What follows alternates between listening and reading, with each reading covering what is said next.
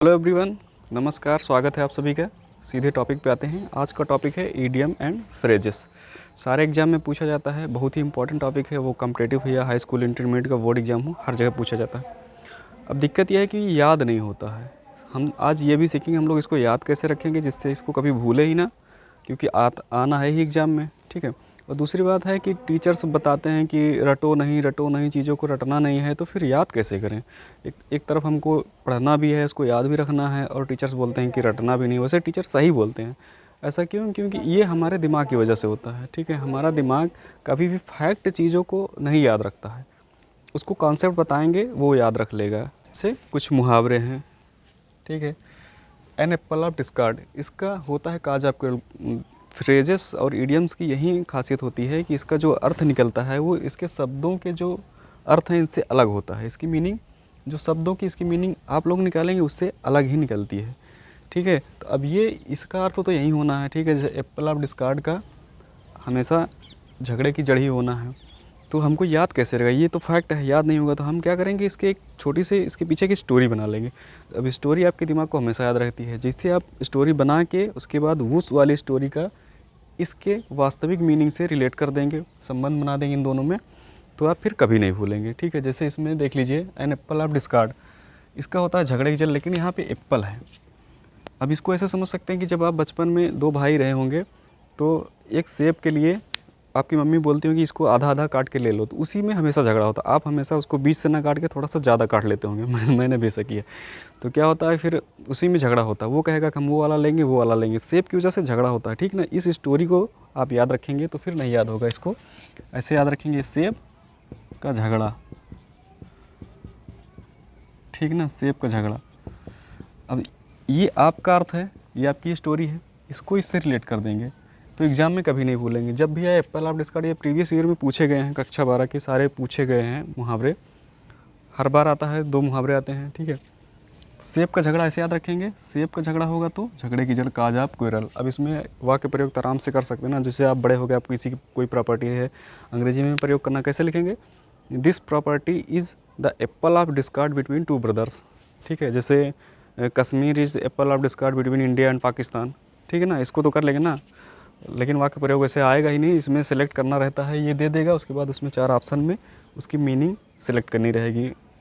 ठीक है ना। बहुविकल्पी प्रश्नों में आता है, तो इसको यही वाला लगाएंगे, झगड़े की जड़। और जैसे ये वाला देख लीजिए, एट द 11th आवर।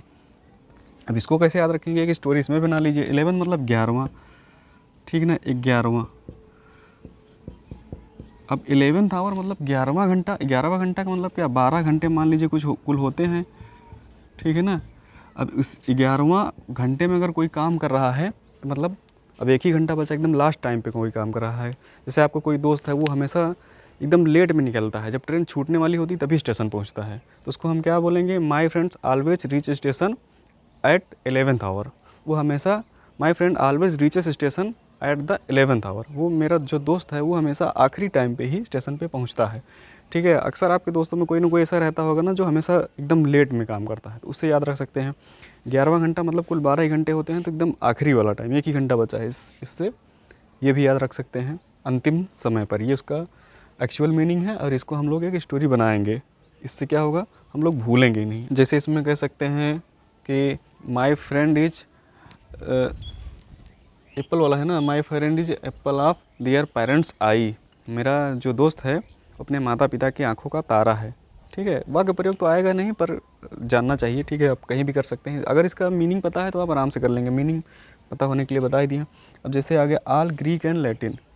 अब देखो, ग्रीक एंड लैटिन, इसके पीछे स्टोरी क्या बना सकते हैं। ग्रीक एंड लैटिन देखो, हम लोग बहुत करते हैं, हिंदी पढ़ते हैं, अंग्रेजी पढ़ते हैं, संस्कृत पढ़ लेते हैं, लेकिन ग्रीक एंड लैटिन कौन पढ़ता है। ठीक है। बहुत कठिन होती है ना, हम लोगों के लिए तो कठिन है।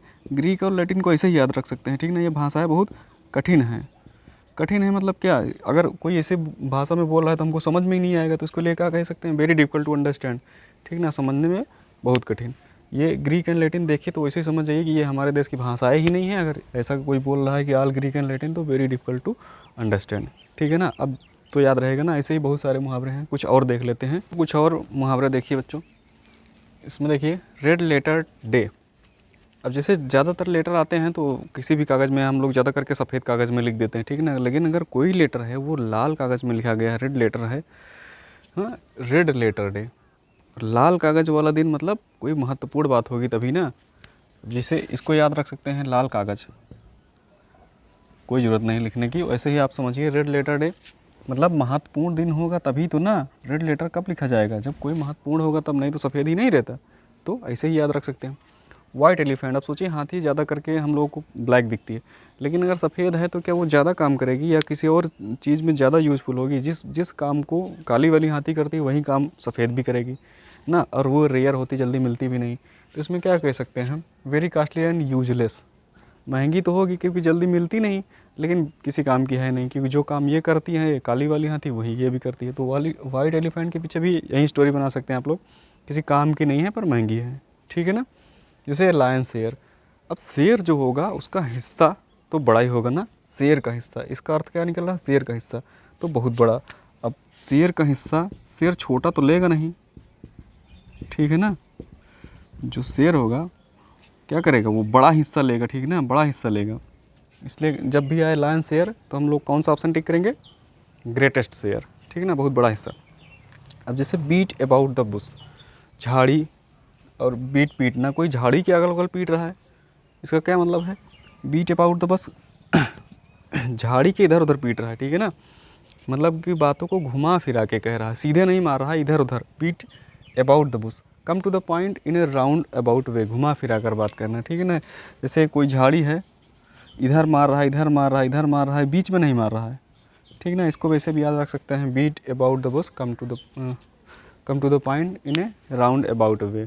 तो बच्चों हमको लगता है अब आप जो भी फ्रेजेस और इडियम आपको दिखेंगे, मिल जाएगी लिस्ट आपको, जो भी आपके पास बुक होगी।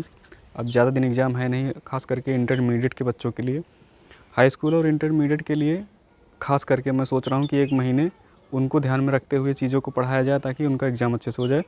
तो वो सारे लोग इस चैनल को सब्सक्राइब कर लीजिएगा, और जिनको बेसिक से पढ़ना है वो लोग भी कर लीजिएगा। तो आज की हम लोग क्लास में क्या पढ़े हैं, सबसे पहली बात तो हम जो भी पढ़ेंगे उसके पीछे की पूरी स्टोरी समझेंगे, कॉन्सेप्ट को समझेंगे, क्योंकि फैक्ट अगर हम रटेंगे तो याद नहीं होगा। जो टीचर बोलते हैं रटना नहीं है, वो सही बताते हैं। जब हम उसको एक बार समझ लेंगे, आपके दिमाग को जब इन सवालों का जवाब मिल जाएगा कि चीज़ें क्यों हैं, तो सेटिस्फाई हो जाएगा, तो फिर याद कर लेगा, ठीक है। जो भी पढ़ेंगे उसके कॉन्सेप्ट को समझेंगे, पूरी स्टोरी को समझ लेंगे, और बार बार उसको प्रयोग में लाएंगे। उसका जब भी प्रैक्टिस करना शुरू कर देंगे हम लोग, बार बार प्रैक्टिस करेंगे, तो फिर वो हमेशा के लिए याद हो जाएगा। उसके बाद हम कभी नहीं भूलेंगे, ठीक है। आज की क्लास में इतना ही।